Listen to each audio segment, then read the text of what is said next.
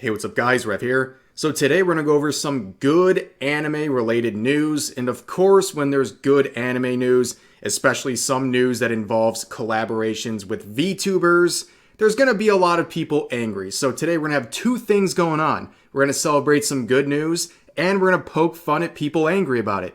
It's a winning combination, but let's start off with my personal favorite set of news out of today. It is the announcement of a Panty and Stockings anime revival. This is big news. A lot of people are excited about this. This was announced during Anime Expo, which is currently going on. And to add more glory to this announcement, the rights were purchased by Studio Trigger, which is one of my personal favorite studios, and I know a lot of you guys love that studio and their anime as well. And I think for this anime, the aesthetic of Panty and Stocking always reminds me of Kill la Kill, which is one of the Studio Trigger projects. So I think they are very worthy of handling this anime that has been waiting for a second season for well over a decade at this point. So big news. A lot of people are really excited about this. And also when it comes to Studio Trigger, they always deliver on fan service, which is a big requirement for anything involving Panty and Stocking because, you know, that's what it's pretty much known for. So that and their great sense of humor as well.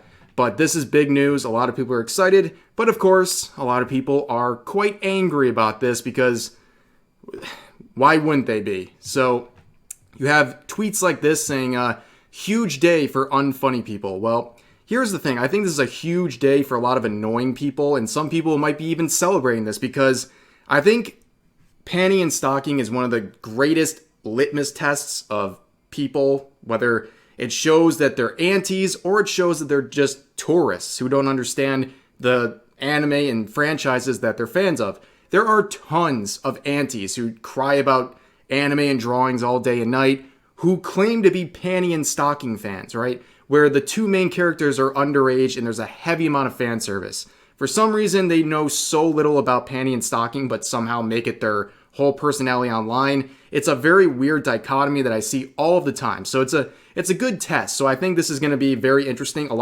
There's a famous YouTube video out there saying that like Panty and Stocking could never air in this current age. Well, I guess we're going to see what happens. And if you think the attention that has been paid to a lot of other anime is quite loud, well, when this anime comes out, there's going to be a lot of attention on Twitter. So I guess this is a heads up. We're planting our flag. We know there's going to be a lot of outrage. And of course, we're going to cover it right here. And also, it just dawned on me. I thought about this just now randomly. Please bring back Teddy Lloyd for the music of this second season. That would be amazing. Just saying. But here's another tweet I found.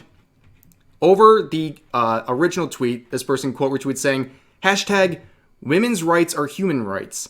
Hashtag LGBTQ. Hashtag anime. Hashtag Panty and Stocking. Hashtag Panty and Stocking with a garter belt. Hashtag new Panty and Stocking. I swear that everyone at Studio Trigger that made that happen needs to be locked down in an asylum and never ever worked on the animation industry again. Of course, I'm looking at their bio. It's a K-pop stan.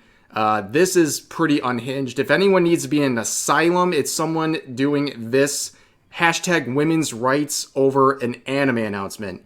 That is pretty insane. But that's the news, guys. Panty and Stockings coming back for a second season, and I'm personally very excited. I know a lot of you guys are too. So let's move on to another set of news. So this is something that Mori has been teasing at for a couple of days. She was posting this, which is obviously a reference to One Piece, and a lot of people got very, very angry about this. If you guys aren't familiar, we've covered all kinds of outrage surrounding Mori before. She has her own set of antis on Twitter who are angry every single time she takes a breath, and this announcement, of course, is no different. So yeah, people like this saying, my goat Oda would never allow a travesty like this to ever occur, which is really funny to me because Oda, of all the things you're going to get angry about, you're angry about Oda collabing with Mori, but you're not angry with his other associations, like the fact that he is friends and openly defended a convicted pedophile. Like, this is where you draw the line. That's some pretty strange morals you have going on there.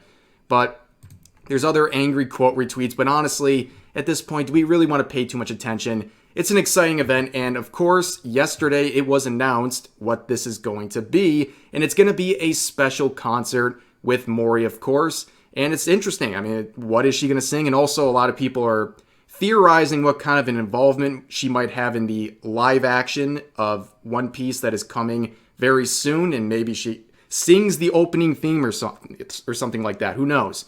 But there's a lot of potential for that one, and this will probably be a big concert, and a lot of people are excited, and some people, again, angry, but who cares? More good news, a big collaboration for Mori. I mean, think about how big of a deal this is. It's a VTuber collabing with One Piece, one of the biggest and most infamous anime of all time. That's a really big accomplishment. I think sometimes we forget how big of a deal it is for VTubers to be involved with projects like this. So good for Mori. I'm sure it's going to be a banger event, and yeah, I'm sure there's some way to check it out online if you guys are interested. But moving on, another set of news. It was announced today that Naruto will be getting another anime. It'll be premiering as a special project for the 20th anniversary. Pretty big news. I mean, I haven't watched Naruto in a long time. I talked about it in my recent anime recommendation type video. It was more when I was younger, but I know a lot of people are feeling very nostalgic and they're excited about this set of news. So I thought I would include this in the video. And we're going to move on to one final topic here. It's more of a clarification in case some people are wondering. Twitter has been legitimately on fire the past 24 hours or so. So I remember waking up yesterday and I was just scrolling for 5 minutes when I woke up. And all of a sudden I got this message saying I was at my tweet limit for X amount of time. And I'm like, what is this? Is it just a glitch? Well, as it turns out, it was not a glitch. Elon apparently made this system into place where he was limiting tweets. So he said this once people, were asking for answers. He came out with this and said, to address extreme levels of data scraping and system manipulation, we've applied the following temporary limits.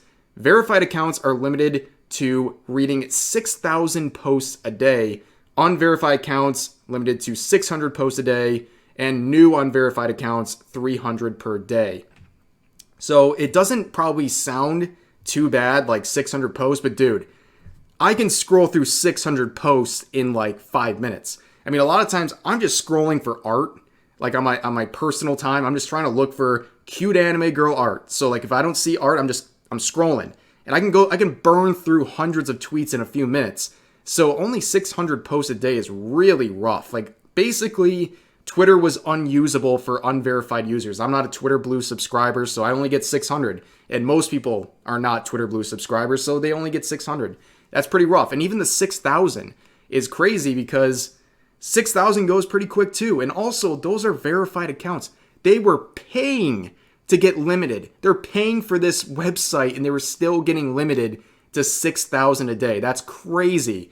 But apparently this was to address issues of data scraping and system manipulation. While that probably is a real concern, a lot of people are tracing this back to the fact that the platform that hosts Twitter, apparently Elon basically didn't pay his bill and he's trying to buy time. Who knows what the truth is, but this was a very bad day for Twitter. But here's the thing.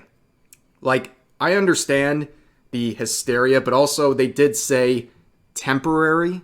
Now, does temporary mean 1 day or 10 days? That's a legitimate concern.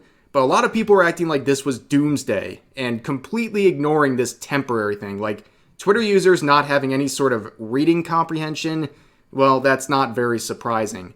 But yes, he would say, and yet another exercise of irony, this post has achieved record view count. Well, of course, because people were legitimately well, this is the end of the platform.